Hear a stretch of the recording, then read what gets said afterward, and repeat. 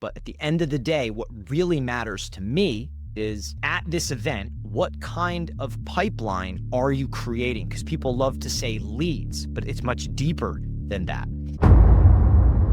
Here are the things that we at Rockway, if we were exhibiting ourselves or we were running an event ourselves, what we look into. Initiatives, point of view, value proposition, the problem you solve, and differentiators. Those 5 right there. I'm non-salesy to a fault, but I think you should be trying to deliver that to them in a way versus being transactional. You're here, I'm here, I want to sell you this. They get that. People aren't dumb. All right. I have some good news. Beyond the event on LinkedIn actually named us one of the top 16 best event industry podcasts. And I'm super, super excited. Cheers. I'm going to share that in the chat, something we can humbly brag about. And really, we wouldn't be able to do what we're doing here without you guys. So it really means a lot that everyone shows up and supports us along the way. But thank you, guys. It's just exciting to see because I know that we have a lot of people putting a lot of work into this show. So I think it's really cool for them to see the fruits of the labor type deal. Absolutely. Welcome, everybody. Thanks for being here on time. Great to see the continued quantity of people rolling in here and in the chat, kind of interested to see what the discussion looks like and the community that's in there. So make sure today you utilize the chat. Last couple of times, there's really been some, I would say, some great exchanges that have gone on, people exchanging emails because they have information. Hey, I've done this before. I can help you with it. So love all that.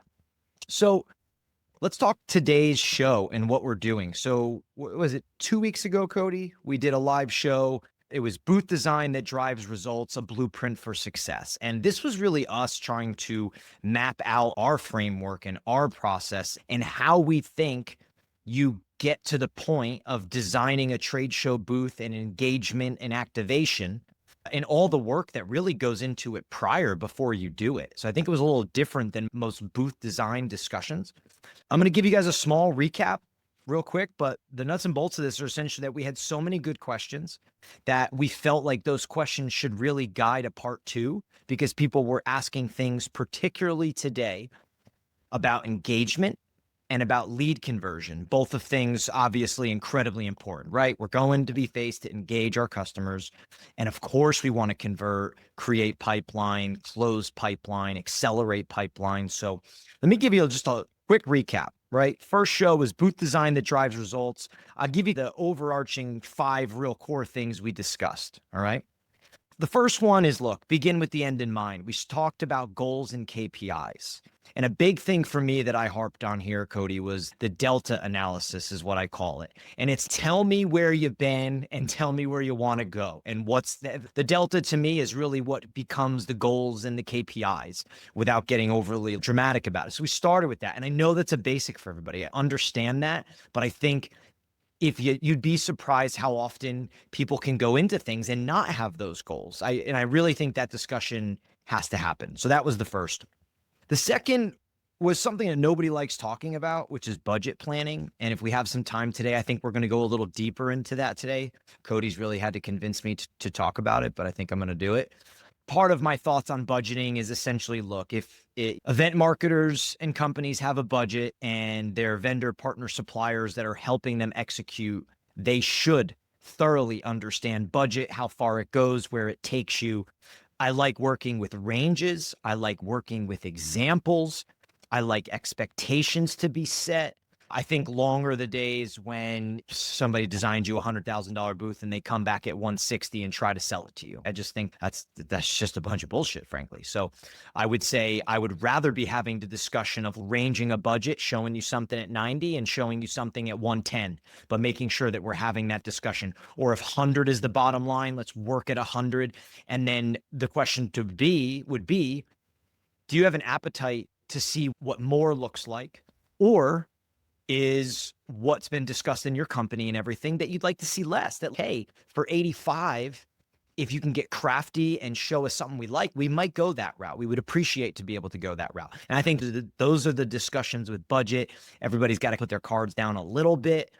And companies like ourselves at Rockway, we need to be able to show examples, guide, and consult rather than be like, hey, what's your budget? Hey, what's your budget, right? You have to be able to say, can I help you establish it? Can I show you examples? Can we work off past? Are you looking to, there's just a lot of ways of navigating that. That was the second part. The third part of the discussion is my favorite part. It's messaging and themes. I love messaging and themes. I think it's a huge piece of marketing. It always has been. It's stood the test of time, pre-internet, now with really sophisticated internet, with all the evolutions of marketing. And I think for face-to-face events, having really good messaging, creating themes and concepts and utilizing ideas are really important, particularly before you design. The fourth part in this recap is customer engagement. And we talked about the ways that you can engage people. We ran off a bunch of different lists of things, doing stuff that's fun, doing stuff that's more educational, and gave some examples and really talked about the core of understanding who your customer is, what it is that they are seeking, how to help them gain that, and building engagement around that. We're going to go a little deeper into that today because that's a topic where we got some questions on when to use tech, when not to use tech. You just go with the shiny object. There's a lot of different things. So we're going to take you down a little bit of a process. Also, fun enough today, we have pulled about, not we, Coty pulled it. I didn't pull anything. We pulled 4 examples of work that we've done that are themed, that have more conceptual ideas to them. And we're going to walk you through a little bit of like why it makes sense, process, and things of that nature. So we'll show you some of those. The fifth is super important that we discussed the other day. It's execution across all phases. I think execution sometimes gets lost, particularly during the show and on the show floor.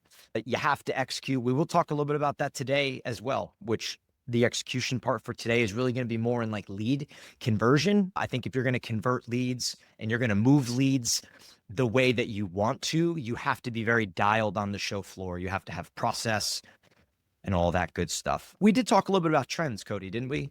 In the first week, we talked a little bit about trend things and people asked some questions along those lines. But that's basically a very high level overview of the 60 minutes that we spent last week. I don't know, do we have a deck or some information from that? We sent it out to a lot of people. I don't know if anybody needs that. We can probably get that to them as well. Yeah, anyone that wants the recap or the notes are. Oh, the podcast goes live too. Yeah, it's a podcast. Yep, the podcast is going to be live here coming up soon. But we do have some notes that we shared to all attendees last time, as we always try to do, and we will do the same. But you can always shoot me an email or connect with me on LinkedIn and ping me, and we'll make sure that we get you everything that you need. Because there was good stuff. The TLDR of it all was booth design is so much more than just having a really cool booth, right? You have to be prepared with what you want to get out of it, where you're going, why you're going to be there, what you want to experience there, and what's the process to really turn them into real leads and not just have a whole bunch of traffic on the floor. Because we want traffic, right? But at the end of the day, you've got to be able to prove ROI. I like that you said that, Coty, because I think when we initially started talking this concept, my overarching sneaky thought with this whole thing was people view booth design as one way. And I think it's a far more comprehensive approach. So I thought that this was a really good way of being able to break it down for people. So I love that you put it that way because I think that's how my brain sees it. Okay, as always, Q&A is at the bottom. Q&A box at the bottom, click it, type in it. Coty will find it, get it to me. If you somehow, for some reason, put the Q&A in the chat, that's okay too. We will find it and they will get it to me. So let's get going here after that recap. So first thing, again, 2 topics today, broken down from that original. One is engagement and the other is lead conversion. All right, we're going to start with engagement because, I don't know, it's probably more fun. Let's go there. So first thing to start with is with engagement, you need to understand the pipeline impact that I call it. And a lot of you have come on here, you've heard me talk about pipeline impact. And that to me is understanding what is happening at each event. Events are all different. Sometimes you have different audiences. Sometimes you have very similar audiences. Some shows are larger, some shows are smaller, some shows you are working in different divisions, in different subsets, different verticals. But at the end of the day, what really matters to me with pipeline impact is at this event, what kind of pipeline are you creating? Because people love to say leads, but it's much deeper than that. It is Is this a show where you're just like meeting a ton of new people that you've never met before, and you're essentially trying to build new leads, new pipeline, new contact to then follow up and follow through with? Is this a show where you see a lot of current customers? So you're seeing current customers and you now have this unique opportunity to engage with them. And when you see current customers, there's things that happen. You further your relationship, your average sale can increase. You can cross sell to them from different divisions. If they're in one vertical of yours and they use set product and then you want to get them into another, that's an opportunity. Um, Referrals. Referrals is a huge one. Another example that I always is deal acceleration. I think this is underrated. You see somebody that you're in the middle of a pipeline, the middle of a deal with, and by these touch points, you end up accelerating it. You end up that deal fast forwards. I always use the example of Kat Leong at Gainsight. She said that literally they had ended up tracking that their host event, they accelerate deals. I think she said 40% was the number. That's awesome. So it's basically saying if you get people that are prospects that are in the middle of a deal with you to this host event, they accelerate those deals by 40% on average, right? So it's things like that. It's understanding what kind of pipeline is being created, because pipelines created in all different ways. So with engagement, once you understand that, maybe it's a mix, maybe it's one of them. It doesn't matter. It can be multiple or it can be singular on those options there. I think from there, what becomes important is this concept of storytelling through engagement. And without getting, I use the term storytelling, it's foofy, it's an experience, storytelling, it's these things that people just say. So I want to, yeah, they are. So I want to break it down for people on what I think it really means so it can be more practical.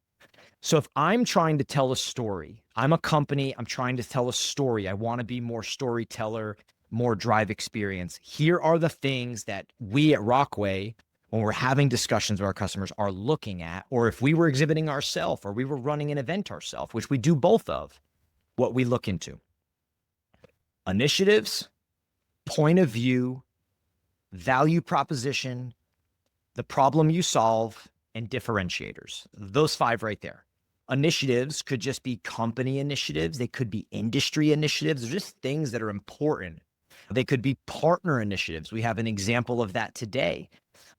Point of view. Point of view is something that's progressing in this go-to-market, in this demand gen style marketing right now. For example, like Rockway's POV, point of view, is essentially that trade shows and events are a sales and marketing channel, not a cost of doing business. If I tell you our point of view, you can defer from there on what you think we believe and how we operate and the things that we do. So if you have a point of view, I'm looking into that. Value prop. What's your value proposition to your customer? What problem do you solve for your customer? And differentiators. There are some companies that just have black and white differentiators. They do. The concept here is that you're taking those and you're using probably one of them, not all of them. It's pretty difficult. If you have all, you're the greatest company on planet Earth, especially if they're all clear ones. But you're picking one or two. And that is, I think, where you're starting this foundation of trying to figure out that's what you want to tell them. So how you engage them and the message that you deliver to them, you want them to know that. That to me is what brand awareness is.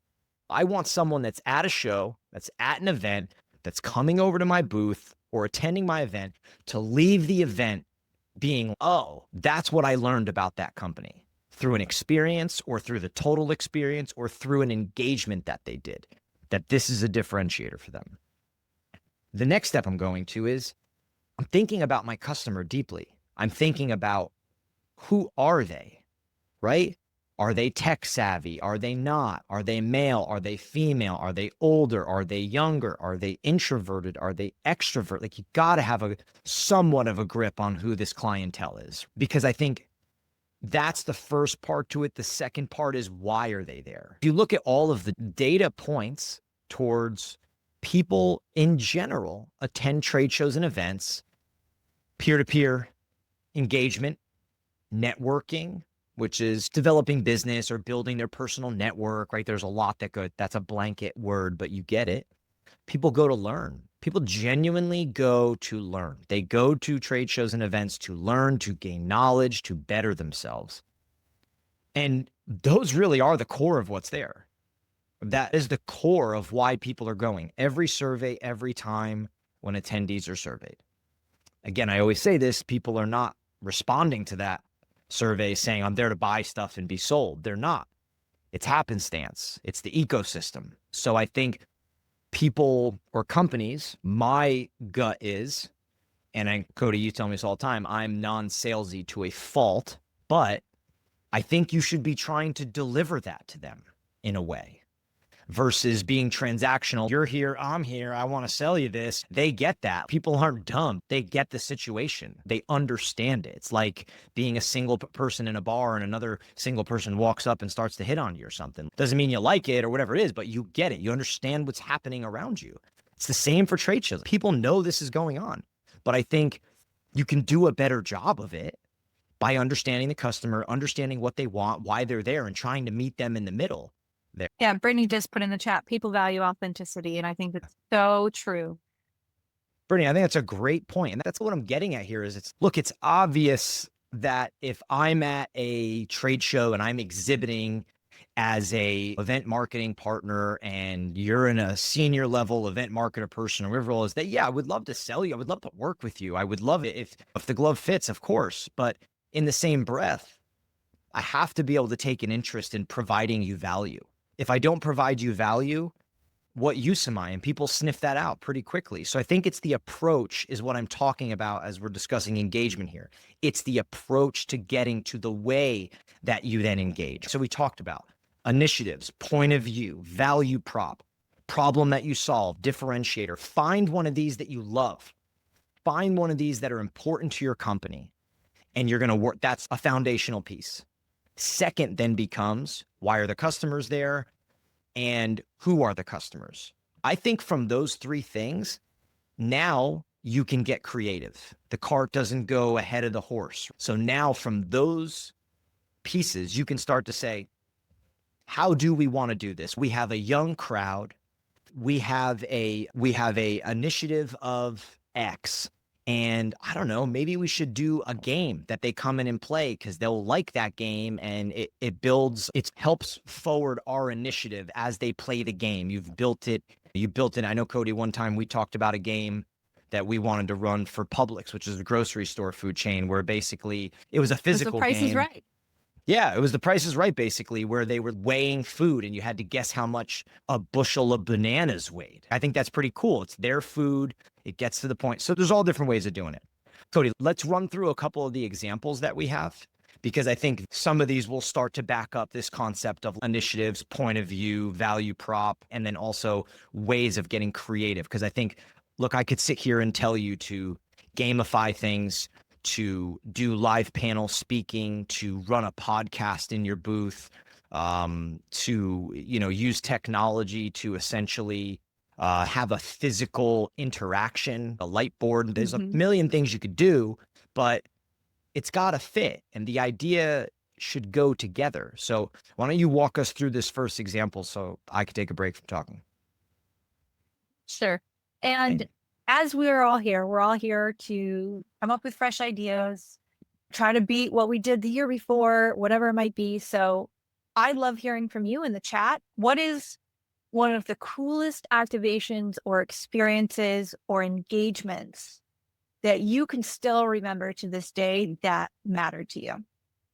Because as you're adding that into the chat, that really sparks ideas for others as well. And I can certainly share plenty of ideas. So we're going to start with Insight.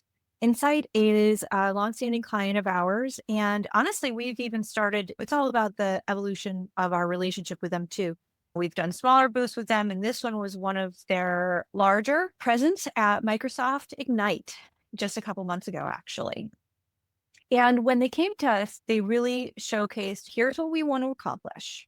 And at this point, we've spent some time with them and we were understanding their brand a little bit more. But this specific show with Microsoft Ignite, the goal was really tying into Microsoft's theme of sustainability. So the challenge was really, how do we tie in the theme of the event into who we are and what we do? And how do we have meaningful conversations?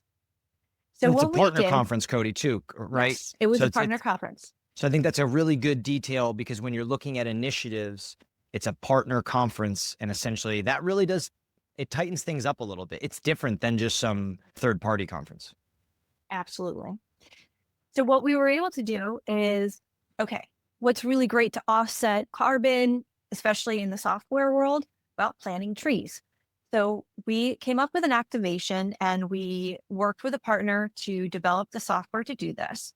Is once someone came into the booth to have conversations, once that meaningful conversation was had, they were able to scan a QR code, fill out their information, and a little leaf, and you're going to see right on the tree there, a little leaf was added to the tree that's showing and displayed on all of the screens. For every leaf, a tree was planted. And it was very meaningful in the sense of it resonated with those that were on the floor. They were able to have conversations and they were more compelled to provide their information at the end of it to make sure that something as good as planting a tree was being done. So it was a very successful, so successful that Insight has continued even in some of their smaller activations and their smaller booths throughout this year since they've done that. And they're going to be at Cisco in a couple months as well. And we're going to continue a similar engagement. But I think it really worked because we were able to align Insight, their values, and their brand, along with the partner conference with Microsoft Ignite, while having really good, impactful conversations. And Coty, I think one of the other pieces to add into this was essentially as we were coming up with ideas and work, Insight was great to work with. They have a good team. I know you and Lance worked with them directly a lot. They have a smart team too that has ideas, and some of this was pushed by them. And essentially, one of the initial idea was to have an actual tree type thing, like a physical feature. But then in the theme of sustainability, it didn't make any sense. Yeah, Exactly. it didn't make any sense. So No swag. I thought the digital thing was cool. And I believe Lance told us, or maybe it was an email from the client, I don't recall which one, but essentially saying how it was cool to see on this board the tree fill out. Essentially, it was bare when it first started. It was this bare tree, and then it filled out with all these colors. And there was a little bit of, I don't want to call it pride, but people were taking pride in the fact that they were putting a leaf up there and what it was doing. So it was great. Yeah, it was really fun. And you can see the design is very minimalist. You don't need a lot in your booth. It was very intentional about the little areas for conversations. And at that point, the tree was really the focal point. All right. I'm reading in the chat here. Brittany said about us, she said, mine was Canva doing personalized tote bags with custom designs designed in Canva live at the show. So good example. That's cool. Here in engagement, I love this, Brittany, is so they're doing tote bags, which normally you would eye roll on a tote bag because they're always passed out, but they're passing them out to teachers. Teachers use tote bags every single day. Every teacher's looking for a cool tote bag that when you buy things like that, that you feel some attachment to, whether the logo or the way it's designed or the pins that are on it. So I think that's a really cool way. And they're getting them, they're getting them to use their product live. So the teachers were creating their own logo in Canva, then pressing it onto a tote bag to take home. That's a great, that is an example of, as I'm talking through these things. So think about it. They understood the customer. They then are showcasing either differentiation, problem that they solve with their product. We solve this problem for you and you use this product you can create easily. I'm not a Canva expert, but I think that's a really good example of if you start from these first principles, you won't get lost in these glorified ideas where you're just throwing ideas against the wall. It is more intentional. I think there was somebody said intentional in here, which was really good. What's the next one we got? We've got Azalea Wolf. They sell a lot of the chemicals that go into skincare and products that you use on a daily basis.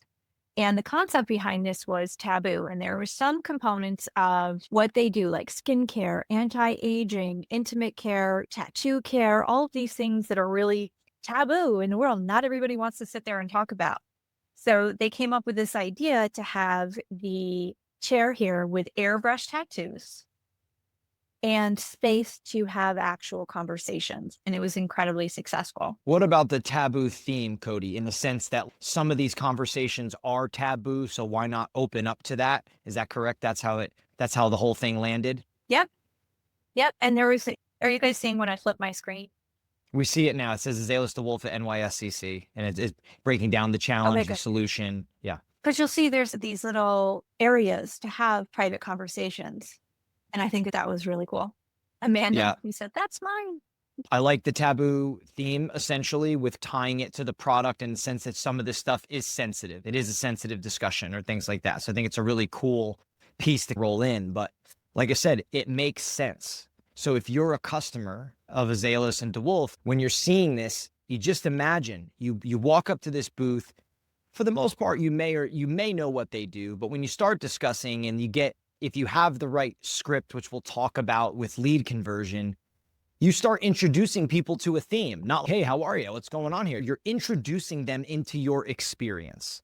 And someone's going to be like, what are you all doing here? What's taboo? When you start explaining it and your explanation, that story ties into your product, your service, your value prop, what you do well, how you can help them, your differentiators. And that's the beauty of it, of working from these kind of first principles versus just saying, we're going to be at a show, let's do a game. And it's okay, What does that why? game? Yep, that's Walk me why I through love why. this.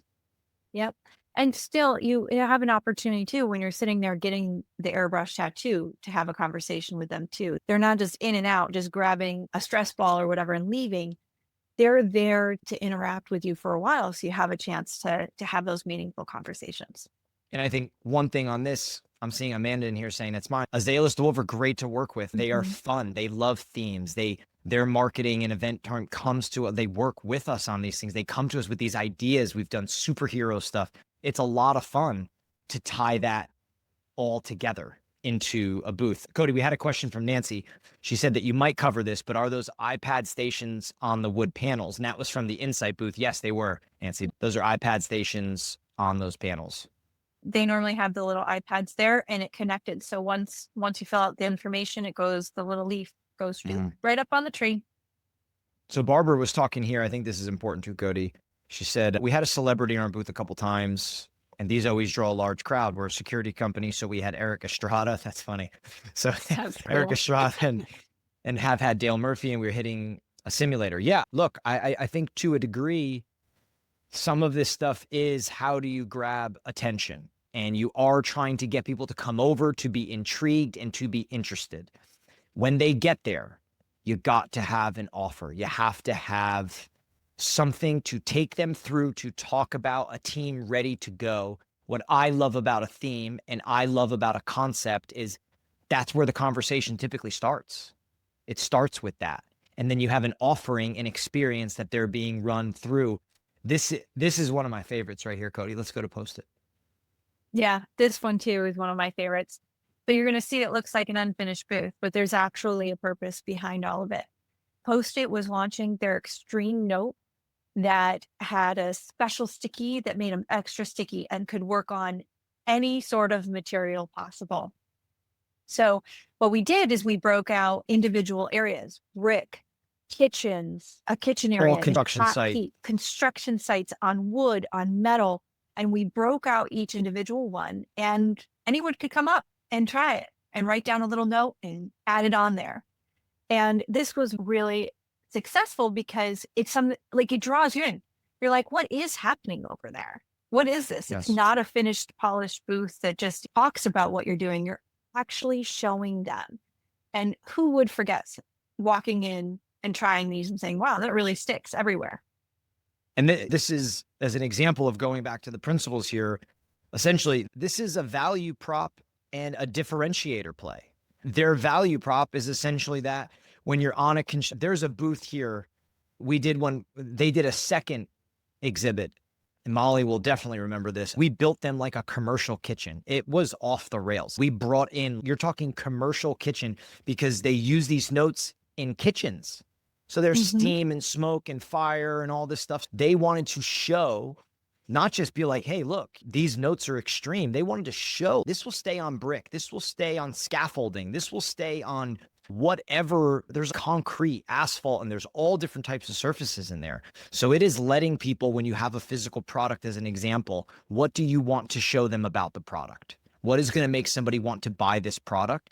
So let them do it. Let them engage with it. And this is a really good example of doing so. And if you go back one slide, Coty, I think the booth itself is just like, what is it? It doesn't look like a trade show booth. So this concept, this theme, this storytelling, when someone comes over to the booth, they're, what's going on here?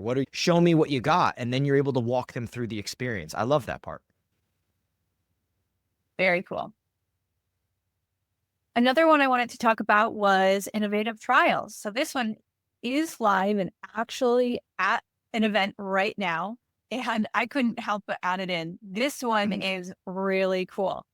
In fact, as you'll see, it's not very big. It's only a 10 by 20. You don't have to have the biggest booth on the floor to really make an impact.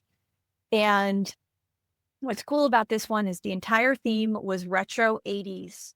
Okay, so you'll see these jackets hanging up in the back. All of the team were wearing those. Every single detail. You don't have to have a big budget to execute on this because you'll see it's just a back wall and some signage. Literally. Some really perfectly strategically placed graphics and neon signs, and the rest was all furniture. So what's cool about this is there were a few different giveaways, and one of them was a cassette tape with inside were some really cool little patches and things like that. And they even have this little vending machine. You'll see it actually there, like the gumball machine. When you open it up, there's some stickers.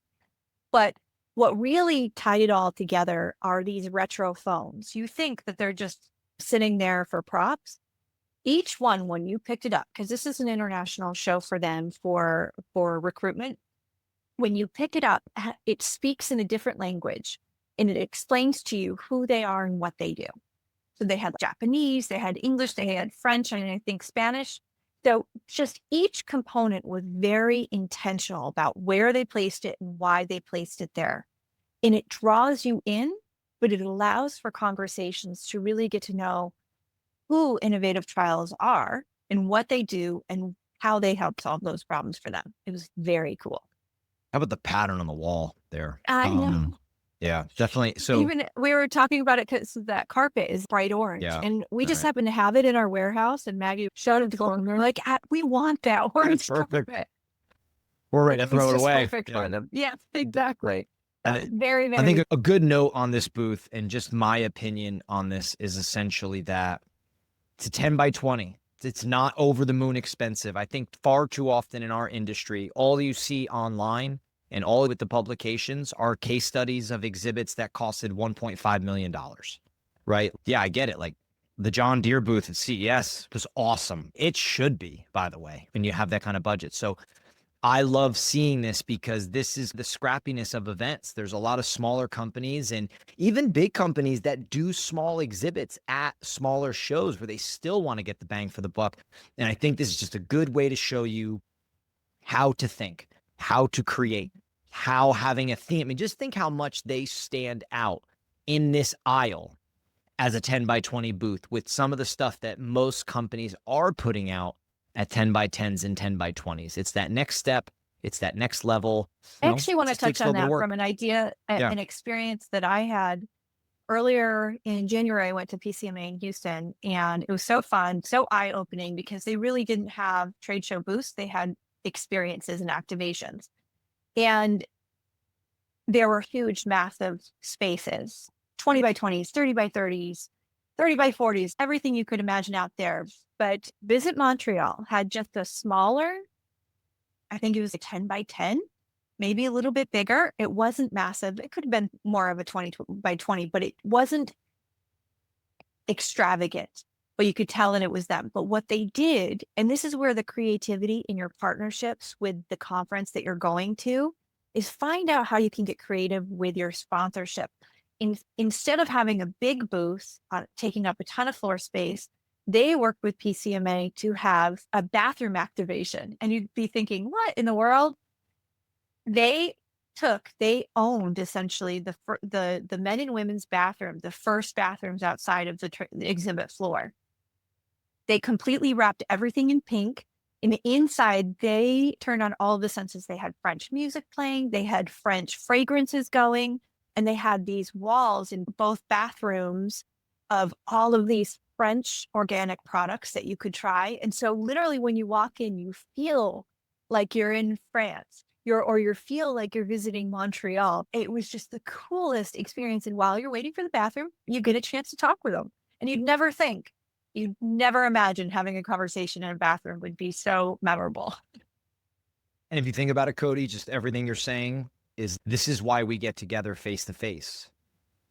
Like you get together It's face to connections. face it's for the experience. It's for that, all the senses that you can engage people with. So it's just about taking it that next step forward. I love that last example just because it really is smaller, more inexpensive, very scrappy, very guerrilla marketing-esque style of going to an event. So very cool. I love those examples there. One thing I want to touch on is with the engagement piece. One thing is doing higher end giveaways where you have a high end giveaway and not to sound chintzy or anything, but you get a lot of people coming over to your booth looking for swag and looking to pick up junk. You can disseminate between these people. You can. It's your giveaway. It's your stuff. So you are looking at a high end giveaway, something that people would genuinely want. You are looking for your audience, your ideal audience, and you're looking to engage them with that gift, that giveaway, and have them give to get and have a discussion. And I just think that's always something that I like to mention because I think it works really well and it's a nice reason for following up. Yep, All right. absolutely.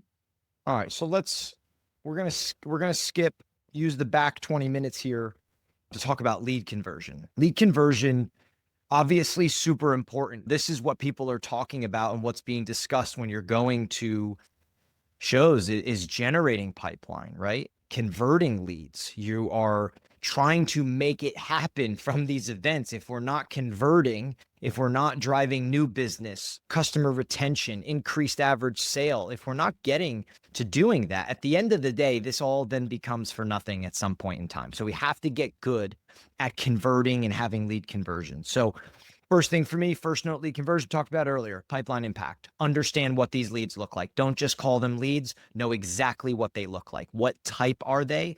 What type of opportunities do you have coming to you in leads at these shows? Second thing, understand that lead conversion is a before, during, and after thing. You cannot just be good at one of them.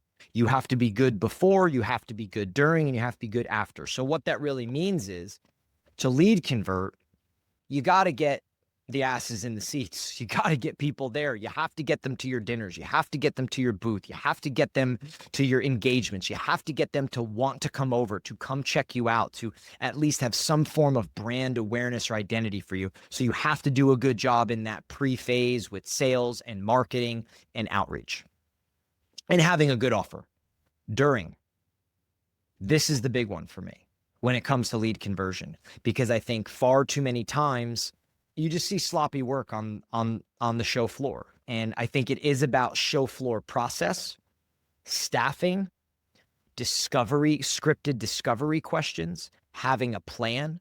And a lot of that feeds back into, Coty, what you and I were talking about just previously is, okay, if you have a concept, if you have a theme, and if it's driven by an initiative or a differentiator, whatever it is, that's where you're starting from. You can script conversation based around that. This is what we're doing today. It just builds the conversation. Hey, why are you theme? What's this taboo theme? Why is it taboo on the wall? Let me start walking through it. That's a big one for me. I know a lot of really good event marketers, they have the schedules for everybody that probably most people are not reading, and they should, to know where to be, when to be, how to be. But I also think I'd like to see, and some do this, but I'd like to see more of this is why we're here and this is what we're doing, one pager. This is why we are here. This is what we're trying to accomplish, right? And here's how we're going to do it. Here's some discovery questions. Make sure you understand the experience that we're delivering. You could go all in for some really cool engagement piece and then not know how to run it and have somebody in the booth that doesn't know what's going on. Coty, think about when we ran the podcast at Exhibitor Live, there was a whole, we knew how we were setting people up. We knew how we were bringing them in, trying to make them feel comfortable, didn't want to make them feel on the spot. Everybody in the booth on our team, everybody knew what to do, how to do, when to do.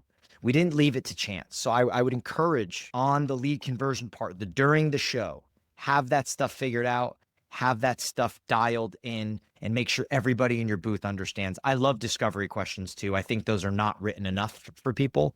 I would love to see more of those. You have to hear it. Mandy said, I plant an Easter egg in my team, and if you find it and tell me you were rewarded publicly. Our job is to know That's 75% amazing. of people aren't reading what you're sending. I love that. And it's so Amazing. true. And that is a big pain point for many event marketers here. You guys might be putting the time and effort to put the whole creative brief together and the whole strategy around the sales. But when you're not able to then trust that the team is consuming that and being able to, That is so funny. God, what I a think funny, like, everyone needs to try that and yeah. report back from their next event to see what happens. 'Cause Mandy, I would love to know that's what pretty you're cool. putting in that Easter egg because I would put some funny things in that Easter egg. I'd have somebody bring it over. We have a question from Stephanie. She said, what are your thoughts of giveaways versus raffle? Very simple for me, Stephanie. I don't know Cody's thoughts, but I'll give you mine. Very simple for me is giveaways to me are typically you have to plan them for, do you have a high volume of people that are just coming over to grab stuff? I typically, if we're doing that, I would either go with not having them or just having level 1 giveaway, level 2 giveaway. We've done this. The level 1 is basically once somebody, we don't leave it out. It's not sprawled out and hey, just come grab it. Our team is ready to engage with somebody, have a discussion. And as we've talked about, they know where we want to take them once we've gotten into a discussion. Some people were just like, hey, we have these, whatever, here you go. We're giving them away. We did a custom chocolate bar with Rockaway things. I don't know what it was, but we did some of those. But then level 2 was really more of, this is our audience here. And then this is how we want to take them through. So those for giveaways, even the giveaways, we weren't over the top on giveaways, but that's how I would fraction those out. And then raffle, I like raffle for what I said earlier. I like big ticket items that people would want. This is a little bit of the go get the attention. People like nice stuff. So you're going to raffle something, spend a couple $1,000s or $500 or whatever your budget is. Raffle something nice and only let your right audience into that, which means you have to set up the mousetrap a little bit, but only let them in. And then I just give you a quick, when we did it at Exhibitor, it was basically, we asked a question and we had this engagement box that was lit up. What was cause for concern in your trade show program, or what's one area in your program that you're looking to fix? And we had 5 ladies like mailbox things that they put theirs in. So we were getting data as to that individual is concerned with or working on an engagement strategy or booth design. So we learned that. Then that entered them into the raffle for the big giveaway. So we're only letting them get to that point. If we knew that they were a good customer in process of being a prospect, or we only let them get there. So those would be my takeaways on that. Or I don't know what if you we have, could Cody. consider hot leads or a lead. Yeah, for sure. And I think too oftentimes people are just lining up stuff and leaving things out. I think you can, our team knew if it's just someone that you're talking to, they're nice, they're coming by, they're not really our audience. We have some stuff to give them. It didn't cost us a ton of money. And then we have some other things that are next level. We had, when we did it, we were Hotel Rockaway. We had these really cool, swanky hotel bags that had all these really nice things in it. So those were going to level 2 people that we want to speak with. So next section of this, lead conversion, software and data tracking. You have to have something. And I'm of the proponent, I don't care how you do it, but you have to do it. You have to personalize your notes. You have to have those conversations. They have to go into something in a CRM, a tag. You have to rate the interaction, warm, hot, cold. You have to be able to tag the interaction. Coty, more about this than I do, but essentially I'm just all about the idea that you have to do this. If I talk to Coty and you're my prospect, when I'm done talking to you, I need to What either be happens? asking for a meeting, knowing I'm following up with you with a raffle, a value prop I'm sending you, a connection I want to make for you, and then all that information is going into something that will then be used 1 or 2, 3, 4 days later. I don't care how it happens. It has to happen. Yeah, it really comes down to the systems that you're using, collaborating with the sales team on who's picking up once the event is over. What happens after you have that conversation? How is that conversation being tracked and logged? It doesn't need to be too advanced. Being able to quickly evaluate whether it's an A lead or a B lead or a C lead or hot or cold, and then putting that into the system with, I like signals or tracking a component of a touch point, attending the show and showing up at your booth and having a good conversation, that would warrant a touch point activity tag. And then at that point, keeping some notes in there, or how are you collecting this data? It really does come down to your staff, the softwares that you use now, and how do you make it very simple? If it's too complicated and it requires too much time from person to person, you're not going to be collecting the best information and the best data around the conversation that you had with them.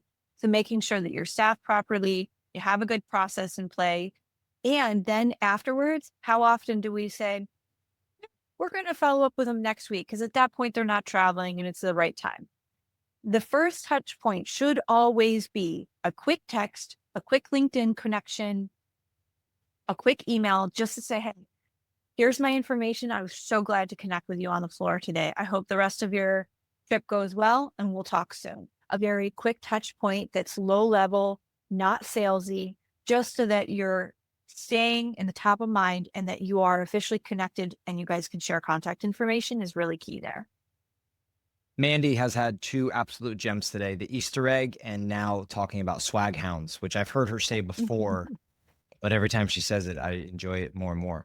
All right, so let's keep moving through on lead conversion. So one of my others, Coty just touched on this, is reason for following up. Can you, through engagement and through the way you're interacting with them at the show, give yourself a reason to follow up with them? I always love that, right? A high-end giveaway is always one, some kind of value add. If you're really discovering and you value your customer and you're not being transactional, I think a lot of times you are learning, why are they at the show? What are they hoping to gain? What kind of problems are they facing? I remember I spoke to a woman years ago that was really looking for an event software, had no interest in talking to us about Rockway and strategy and exhibit design and trade show booth execution. And I said, hey, I followed up with her. I have somebody for you. I think that type of follow-up and giving good reasons for following up. We've talked about this. We did a whole podcast on it. Fast follow-up and a process for follow-up. A lot of times this gets sticky with sales and how that information flows to them. My opinion at this point in time, and through a lot of conversations, that events job and the people on the floor to organize the information with as much personalization and detail as possible to then package up to pass to where it goes next. From there, I do think that somebody from events needs to keep an eye on it. They need to have a stakeholder or a partner or somebody in sales that they're saying, hey, what's going on with that? Those 70 leads I gave you the other day, 5 of them were customers. Have we called them? Have we emailed them? I think that's something that events should be doing. Is we're not passing a bag of crap down the line. We're not passing just a download of leads off of a lead scanner. There should be more information. There should be notes there. Potentially, you can send some follow-ups that tail into who it goes to next. But I think fast follow-up, Coty, you had mentioned, is a huge one. And then a method for follow-up. So that, I love Nancy to say, we usually give sales a deadline to follow up with event leads. And then that gets the leaders from sales involved. If they're not hitting those deadlines, I love that, because it's very easy for sales to come back, Nancy, at some point and say, oh, these leads aren't any good. Or, oh, that's always the, she says, that sounds a little shitty, but we have to show our, I don't disagree with you at all. I like having an advocate in sales and saying, hey, and I think this brings on a much bigger point, Nancy, that is, if you can get an advocate in sales, bring them in on the front end, give them a stake and a say in kind of what's happening. We're saying, hey, this whole thing here is going to be to produce leads for your team. So come in, talk to me about the customer, the way to engage. How would you do it? What's the way that you'd like to do it? You're going to be on the show floor. So let's talk this through. Help me tee you up. And then when I pass it to you, let me see you follow through. But I agree. Some of the smartest people I've talked to, they have an advocate in sales. They work with them and through them. And they essentially do follow up. Nancy just said, hold people accountable. Yeah, you do, because those leads you get a salesperson that you've never met and is one of the bunch, and they are getting leads and they have follow up on a few and they weren't any good. You may just have a person on their own decides they don't need to follow up with these leads anymore. So you have to make sure that's happening. Agnes here said the lead follow-up plan has to be established before the show, tailored to different types of lead. I read some study that the follow-up in less than 24 hours increases your chances of the prospect 9 times. That's a great, yeah. Absolutely.